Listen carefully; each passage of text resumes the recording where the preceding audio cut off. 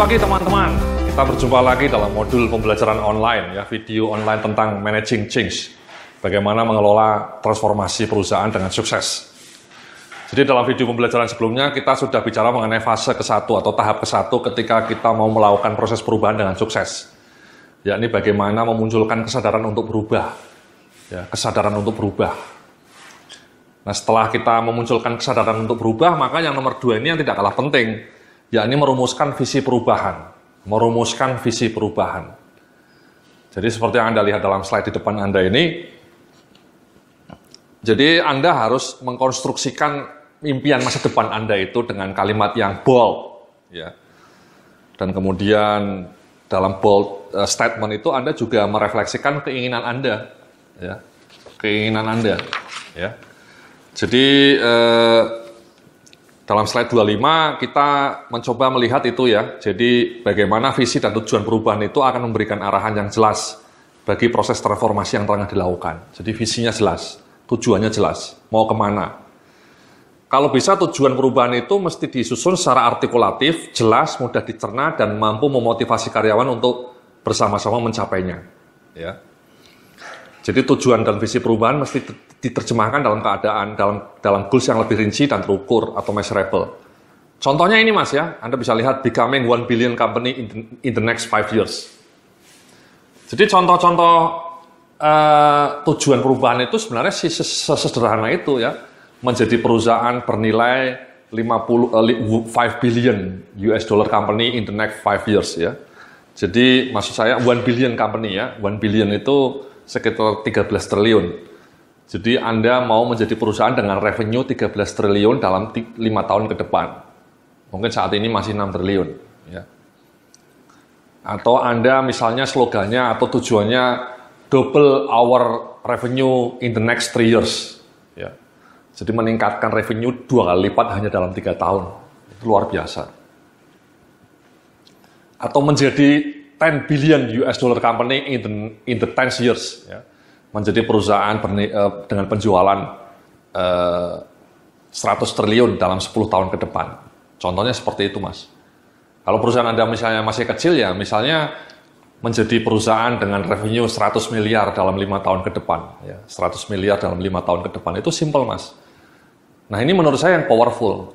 Atau contoh yang satu lagi, saya memberikan contoh yang menarik mengenai Samsung. Jadi kalau Anda ke Samsung di Korea sana, itu mereka punya spanduk dulu ya, sebelum mereka menjadi perusahaan nomor 1, itu spanduknya besar Mas, tulisannya simple, menjadi perusahaan elektronik nomor 1 di dunia. Jadi tiap hari karyawannya itu melihat nomor 1, nomor 1, nomor 1. Dan akhirnya benar mereka menjadi perusahaan elektronik nomor 1 di dunia Mas. Mengalahkan Sony, mengalahkan Apple, ya, mengalahkan LG. Sony itu sekarang revenue-nya sama Samsung itu kalau tidak salah hanya 1/4-nya, Mas. Itu gila itu. Ya, petinggi-petinggi Sony menangis terseduh-seduh. Kenapa perusahaan yang dulu kita anggap anak kecil ya, dulu ketika Samsung berdiri sebagai perusahaan elektronik itu, petinggi Sony tertawa terbahak-bahak, Mas ya. Meledek, membuli istilahnya. Apa ini perusahaan? Dari mana ini? Dari Korea nggak terkenal. Tapi mereka hari ini revenue-nya 4 kali lipat lebih tinggi dibanding Sony. Jadi luar biasa itu, jangan pernah meremehkan Mas ya. Orang-orang Sony kena karmanya itu. Mereka meremehkan, sekarang mereka disalib. Jadi kenapa Samsung berhasil menjadi perusahaan nomor 1 di dunia? Karena mereka punya visi yang jelas Mas, dan ditulis dalam spanduknya. Menjadi perusahaan nomor 1, elektronik nomor 1 di dunia. Luar biasa itu. Simple seperti itu Mas. Tujuan itu seperti itu. Nomor 1 dalam hal revenue-nya Mas ya, revenue-nya. Jadi revenue-nya besar. Nah, sama Mas, Mbak-mbak ya, kalau Anda ingin mau melakukan perubahan itu sebaiknya diterjemahkan dalam kalimat seperti itu. Menurut saya yang paling powerful itu profit atau revenue. Karena itu the blood. Banyak perusahaan yang mau berubah itu dengan kalimat-kalimat yang terlalu sumir. Menjadi perusahaan yang kredibel atau kelas dunia. Menjadi perusahaan kelas dunia. Itu oke, keren, tapi apa maknanya kelas dunia itu? Atau menjadi perusahaan yang pelayanan pelanggannya nomor 1 atau paling excellent. Ya.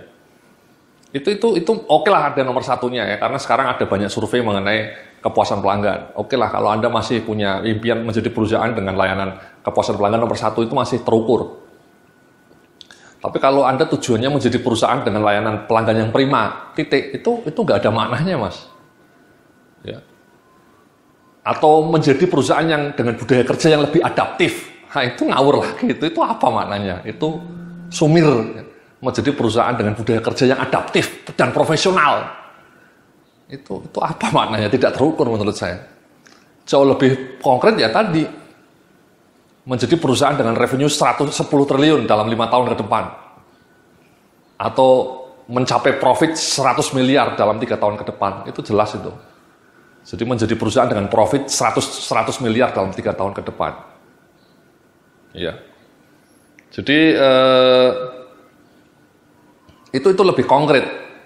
Ya, lebih konkret.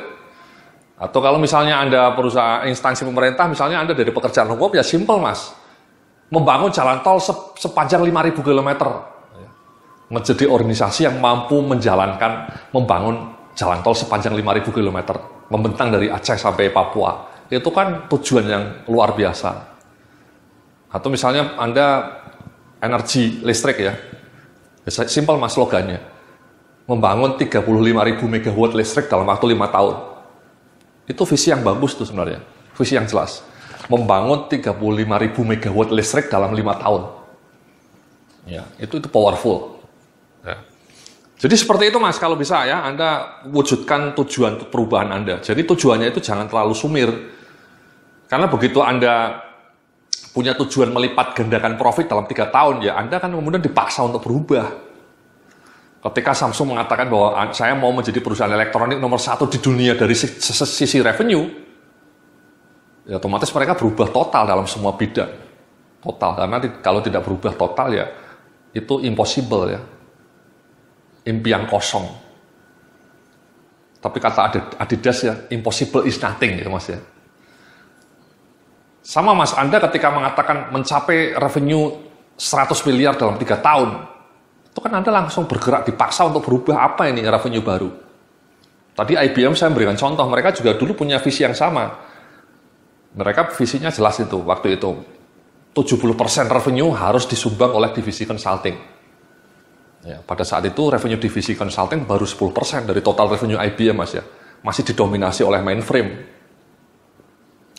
Tapi CEO-nya baru punya tekad simple. Revenue dari divisi consulting harus mencapai 60-70% dari total revenue perusahaan. Ya, jadi itu simple. Ya. Perubahan-perubahan yang konkret seperti itu menurut saya jauh lebih meaningful ya dibanding slogan-slogan yang kualitatif, yang indah didengar tapi tidak punya makna apa-apa ya, kosong. Ya. Kalau punya revenue sekian triliun, profit sekian miliar itu kan jelas. Nah, makanya sekarang tolong tetapkan ini tugas baru, Mas ya, bagi Anda di halaman berikutnya. Anda bisa lihat itu di slide nomor 26. Rumuskan tujuan perubahan untuk organisasi atau perusahaan Anda. Ya, jadi apa sih tujuannya? Ya, misalnya perusahaan Anda sedang mau melakukan perubahan, apa tujuannya? Kalau bisa konkret, Mas, tujuannya, yang jelas. Jangan yang kalimat-kalimat seperti langit, bahasa langit ya. Membangun perusahaan dengan reputasi kelas dunia. Membangun perusahaan dengan budaya kerja unggul. Itu bahasa-bahasa langit. Tapi kalau bisa yang konkret, yang measurable. Ya. Tolong itu lakukan ya. Dalam video, dalam sesi berikut ini Anda tuliskan ya.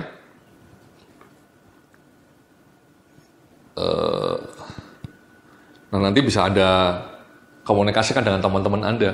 Ya, Anda bisa meeting, ya, ketemu dengan CEO atau direksi, dan bagaimana ini tujuan perubahan di perusahaan Anda itu seperti apa. Oke, seperti itu dulu di sesi yang nomor 2 ini, bagaimana membangun visi perubahan. Kita akan bertemu dalam video berikutnya. Terima kasih.